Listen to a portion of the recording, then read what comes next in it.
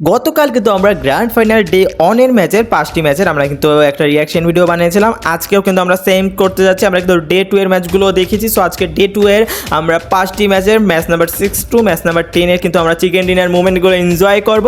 তো চলো আজকে কিন্তু আমাদের মূল ভিডিওতে যাওয়া যাক।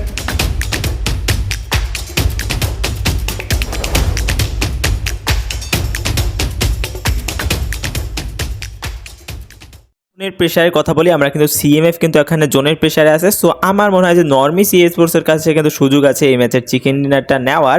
বাট এখান থেকে সিএমএফ কিন্তু চাইলে ম্যাচটা ঘুরাইয়াও দিতে পারে, সেটাই কিন্তু করতে আছে তারা। দেখতে পাচ্ছে নর্মি সি স্পোর্টসের একটি প্লেয়ার অলরেডি ডাউন। তারা একে অপরকে গ্রেনেডের চার্জ একটার পর একটা করেই যাচ্ছে। নর্মি সি স্পোর্টসের সেখানে গ্রেনেড দিয়েই কিন্তু আমাদের ড্যামেজও নিয়ে ফেলতে আছে। আমাদের সিএমএফের উপরে ড্যামেজ হালকা পরিমাণে দিচ্ছে, বাট সিএমএফ এখান থেকে গ্রেনেড মেরে কিন্তু তাদের হেলথেরও 12টা বাজাই দিচ্ছে। আই থিঙ্ক এখন কিন্তু নর্মি সি স্পোর্টসের হাতে আর কোনো চান্স নেই, যেখানে তাদের কাছেই সুযোগ ছিল, কারণ তারা কিন্তু জোনের সাইডে ছিল। সো সেখান থেকে কীভাবে কিন্তু সিএমএফ দেখতে পারলাম ম্যাচটাকে ঘুরাই দিতে আসে। এখান থেকে নর্মি সি স্পোর্টসের 2 জন ডাউন, 3 জন ফুল স্কোয়াড এখান থেকে শেষ। এবং আমাদের ডে 2 এর ম্যাচ 6 এর ফার্স্ট চিকেন ডিনার কিন্তু আমাদের চলে আসলো ভাই সিএমএফ এর কাছে। ভাই দারুণ লাগলো কিন্তু ভাই, যেখানে আমি ভেবেছিলাম হয়তো সিএমএফ এখান থেকে জোনের প্রেশারে থাকবে, বাট সেখান থেকে কিন্তু দেখতে পেলাম সিএমএফ কীভাবে আসলে একটা নর্মি সি স্পোর্টসের একজনকে নক করে আমাদের তারপর কিন্তু ম্যাচটাকে ঘুরাই দিল। এবং তারা কিন্তু 10টা কিলে করেছিল, যেখানে তাদের নকআউট ছিল 9টা আর কি। সো ভাই তারা কিন্তু একটা ভালো পারফরমেন্স দিয়েছে আমাদের ডে 2 এর ফার্স্ট ম্যাচে আর কি। আমরা ভেবেছিলাম 1952 স্পোর্টস এর আগের দিন কিন্তু তারা একটা কামব্যাক করতে পারেনি, তাদের পয়েন্ট স্ট্যাটস খুবই খারাপ ছিল, বাট এই দিন একটা কামব্যাক করবে। বাট এখান থেকে কিন্তু তাদের 2 জন অলরেডি নক ছিল, বাট একজনকে অ্যাগেন হিল করা হয়েছে এবং আরেকজনকে হিল করতে তারা আর পারেনি। সো 2 জন আসলে এখানে ঠিকই থাকা সম্ভব নয়। এখানে ইয়ন আরজির কিন্তু আজকে একটা ভালো একটা দেখতে পারছি, বাট এখানে ইয়ন আরজিরও একজন নক। মানে এখান থেকে এখন কিন্তু আমাদের হালাল এক্সটনের কাছে সুযোগ আছে আমাদের চিকেন ডিনারটা নেওয়ার, কারণ তাদের কাছে 3 জন আছে। বাট এখান থেকে যেহেতু লাস্ট জোনটা একদম আমাদের একটা পাহাড়ের উপরে পড়েছে, তাই জন্য কিন্তু তারাও এখান থেকে একটা প্রেশার খেয়ে গেছে। সো এরই সাথে সাথে ভাই লাস্ট পর্যন্ত 1952 যাদের কিন্তু এখানে চান্সই ছিল না, তারা কিন্তু টিকে আছে। ইয়ন স্পোর্টসও টিকে আছে, ইয়ন আরজি। সো আই থিঙ্ক ইয়ন আরজি চাইলেও ভাই কে চিকেন নিতে পারবে আপাতত বলা দায়, কারণ 2v2 একটা সিচুয়েশন চলতে আছে। যদি 1v2 থাকতো তাহলে আমি যাদের প্লেয়ার 2 জন ছিল যে টিমের তাদের পক্ষে থাকতাম। বাট এখানে কিন্তু দেখতে পারতাছি ভাই ইয়ন আরজি যদি একটা যদি চিকেন ডিনার নিয়ে দেয় তাহলে ফ্যানরা খুশি হবে। যদি 1952 একটা নিয়ে নেয় তাহলে কিন্তু তারাও খুশি হবে, কারণ 1952 তাহলে একটা কামব্যাকের দিকে থাকবে, কারণ ডে 1 তাদের ম্যাচ খুবই খারাপ গিয়েছিল ভাই। সো দেখা যাক কী করতে পারে 1952। এখান থেকে গ্রেনেড মারছে, এখান থেকে কিন্তু ইয়ন আরজি কিন্তু অ্যাগ্রেসিভ মোডে নাই, তারাও চাইছে একটু ওয়েট করে, একটু গ্রেনেডগুলো মেরে যদি কোনোভাবে একটু ড্যামেজটা দেওয়া যেত আর একটু, তাহলে সেটা দিয়ে যাবে। আপাতত তারা স্মোক করে জায়গাটাকে একটু ধোঁয়াশা বানানোর চেষ্টায় আছে। স্মোক গ্রেনেড মেরে এখান থেকে সে একটাই জুস খেয়ে নেছে। আচ্ছা জুস খাওয়ার পর সেখান থেকে এখন একটু ধোঁয়ার মধ্যে স্মোকের মধ্যে যাওয়ার চেষ্টায় আছে। বাট এখান থেকে 1952 স্পোর্টস গড়াতে চলে এসেছে ইয়ন আরজির সামনে। এখান থেকে আই থিঙ্ক ইয়ন আরজি কিন্তু আর টিকতে পারবে না 1952 সামনে। ইয়ন আরজি গন। 1952 তাদের কিন্তু বুদ্ধিমত্তার পরিচয় দিয়ে দেখতে পারলে কীভাবে ঢুকে পড়লো। সো এরই সাথে সাথে কিন্তু ইয়ন আরজির এই চিকেনটাও মিস হয়ে গেল, বাট 1952 কিন্তু একটা চিকেন হাতিয়ে নিল এরই সাথে। সো ভাই দেখা যাক তারা কয়টা নক আউট করেছে। ভাই গতদিন তাদের ম্যাচের পরিস্থিতি এত খারাপ ছিল, আজকে জানি না তারা লিডার বোর্ডে কত দূর আগাতে পারে। আপাতত তাদের 9টা এলিমিনেশন। 1952 কিন্তু গতকাল একদম আশাহত ছিল ডে 1 এ। সো আজকে তারা ডে 2-তে আবার কিন্তু আমাদের ম্যাচ নাম্বার 8-এ কিন্তু একটা চিকেন ডিনারের আশায় আছে। হালাল এক্সটন ভার্সেস 1952, 2 জনেরই ম্যান পাওয়ার সমান। সো কোনো প্যারা নেওয়ার দরকার নেই। আপাতত হালাল এক্সটনের উপর একটা গ্রেনেডের চার্জ করা হয়েছে যাতে সে একটা ড্যামেজও খেয়েছে, সে এখান থেকে কিন্তু স্মোকের ভিতরে ঢুকে গেছে। বাট 1952 কোনো ছাড় দেওয়ার ইতে নাই, তারা চায় back to back chicken. Match 7-এও তারা চিকেন নিয়েছে, 8-এও একটা চিকেন আশায় আছে। তাই জন্য কিন্তু তারা একটার পর একটা গ্রেনেডের চার্জ গান দিয়ে চার্জ করে যাচ্ছে। হালাল এক্সটেন এখান থেকে কিছুটা না অনেকটাই প্রেশারে পড়ে গিয়েছে।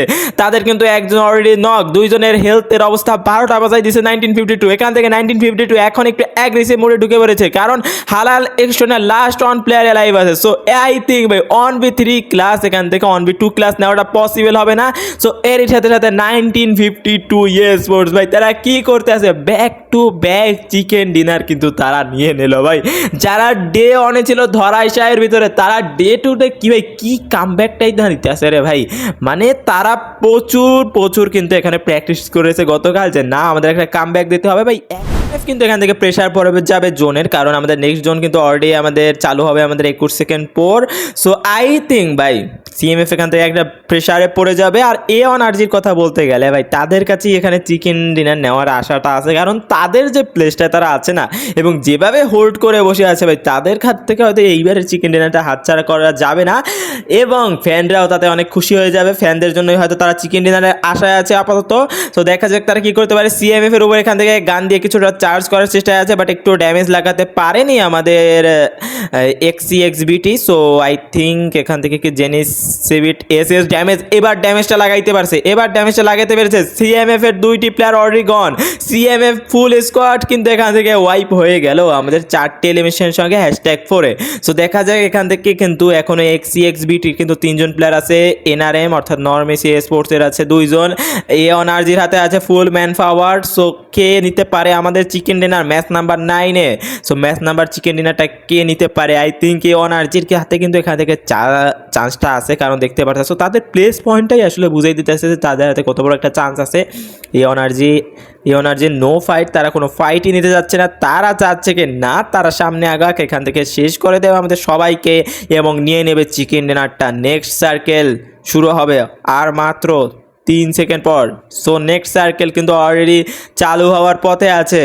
সো এখন কিন্তু উপরে যারা পাহাড়ের উপরে আছে তাদের কিন্তু একটা ধরাশায়ীর মধ্যে থাকতে হবে, কারণ তাদেরকে পাহাড়ের উপর থেকে নিচে নামতে হবে। সেই সময় কিন্তু তারা একটা প্রেশারে থাকবে।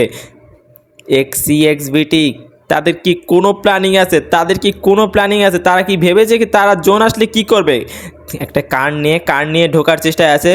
কয়জন সবাই কার নিয়ে ঢোকার চেষ্টায় আছে, বাট আই থিঙ্ক এটা একটা লস্ট প্রজেক্ট ছিল, কারণ ভাই ওখান থেকে গাড়ি নিয়ে ঢোকা মানে ইয়ন স্পোর্টসের ভাই একটির পর একটি চার্জ। সো সেই চার্জ কেউ টিকে করতে পারেনি। আমাদের নরমি সি স্পোর্টসের লাস্ট 1 প্লেয়ার অ্যালাইভ আছে এক্সিএক্সবিটি এর 1জন এবং এ.অন.আর.জি এর 4জন। মানে বুঝতেই পারতেছো এই ম্যাচের চিকেন ডিনারটা কার হাতে যাবে, কাদের হাতে যাবে? ইয়েস, এ.অন.আর.জির হাতে যাবে। সো এক্সিএক্সবিটির লাস্ট 1 এখান থেকে সার্ভাইভ যদিও করার চেষ্টায় আছে, সে কিন্তু হয়তো চেষ্টা আছে জোনে এলিমিনেট হয়ে পয়েন্টটা না দেওয়ার, বাট এখান থেকে আই থিঙ্ক তাকেও এখান থেকে শেষ করে দেওয়া হবে। সো এরই সাথে কিন্তু আমাদের চিকেন ডিনার গোস টু এ.অন.আর.জি। ভাই এ.অন.আর.জির ফ্যান ফলোয়ার্সরা কিন্তু এখন একটু হলেও খুশি হয়েছে, কারণ অনেকক্ষণ পর আই থিঙ্ক ডে 1-এ তারা একটা চিকেন ডিনার নিয়েছিল, এখন আবার ডে 2-তে এসে আরেকটা চিকেন ডিনার পেয়েছে। ভাই তারা চায় এ.অন স্পোর্টসের একটা back to back chicken dinner, but সেটা মিস করলেও আজকে কিন্তু তারা আরেকটা চিকেন ডিনার নিয়েছে। বাট তাদের এলিমিনেশন পয়েন্টটা খুবই কম ছিল, মাত্র 6টা এলিমিনেশন পয়েন্ট। বাট তাদের আশাই ছিল যে তারা একটা চিকেন ডিনার নেবে। কিন্তু এখান থেকে সিনিস্টার কিন্তু চেষ্টায় আছে কি না আমাদেরকে যে করে হোক #2 ডান করে তাদেরকে আর পয়েন্ট দেওয়া যাবে না। সো তাই জন্য কিন্তু একদম জোনের কর্নারে অবস্থান করছে সে। কেএসএন অবশ্যই রেডি আছে তাদের চিকেন ডিনারের জন্য। নরমি সি স্পোর্টস যেখানে ম্যান পাওয়ার বেশি আছে তারা তো অবশ্যই চেষ্টায় আছে কি না চিকেন ডিনার এবার আমাদেরই হোক। সো কারা চিকেন ডিনার নেবে এটাই মূলত বিষয়, যেখানে এ.অন.আর.জির 1জন, কেএসএনের 2জন আছে, বাট তারা 2জন 2 দিকে অবস্থান করছে। But why I don't know তাদের কি প্ল্যানিং আছে। আপাতত কেএসএন কি সিনিস্টারকে কি লোকেট, ইয়েস আমি ভেবেছিলাম হয়তো সিনিস্টারকে লোকেট করতে পারেনি, বাট সে বুঝে গেছে যে পিছনে আছে তো কেউ তো আছে পিছনে, তাই জন্য কিন্তু সে সামনে দেখছে পিছনে একটা গ্রেনেড চার্জ, বাট ভুল জায়গায় কিন্তু সে গ্রেনেডটা চার্জ করলো। যদিও সিনিস্টার অপর পাশে আছে তো প্যারা নাই চেল। এখান থেকে সিনিস্টার কিন্তু রকের উপর উঠে গিয়েছে। এখান থেকে কেসিএন এর উপর কিন্তু নরমি সি স্পোর্টসের একটা না একটা নজর তো আছেই।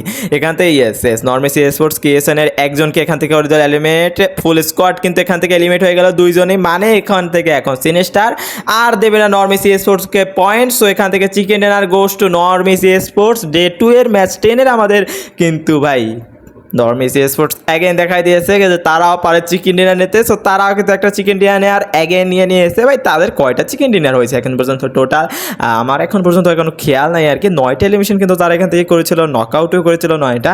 আই থিঙ্ক তাদের পয়েন্ট টেবিল এখন তাদের একটা ভালো পজিশন। 2 এর ম্যাচ 10 শেষে আমরা কিন্তু ওভারঅল স্ট্যান্ডিংস দেখতে পাচ্ছি। হালাল এক্সট্রন আছে 1 নম্বরে, নরমি সি স্পোর্টস 2 নম্বরে, #3-তে আছে এ.অন.আর.জি স্পোর্টস। এখানে কিন্তু তাদের মধ্যে পয়েন্টস ডিফারেন্স বেশি না, 3 এবং পরের জনের মধ্যে আছে কিন্তু 10-এর ডিফারেন্স। সো আই থিঙ্ক এখান থেকে কে এখন পর্যন্ত উইনার হবে বোঝা যাচ্ছে না। 1950 স্পোর্টস #6-এ চলে এসেছে, যেখানে তারা ছিল কিন্তু গতকাল #10-এরও অনেক পরে, #12 আই থিঙ্ক।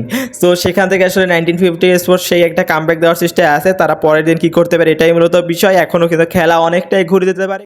ভাই আমার কাছে কিন্তু চিকেন ডিনার মোমেন্টগুলো ভাই সেই লাগছে, তোমাদের কাছে কেমন লেগেছে অবশ্যই কমেন্টে জানাই যেতে ভুলো না ভাই।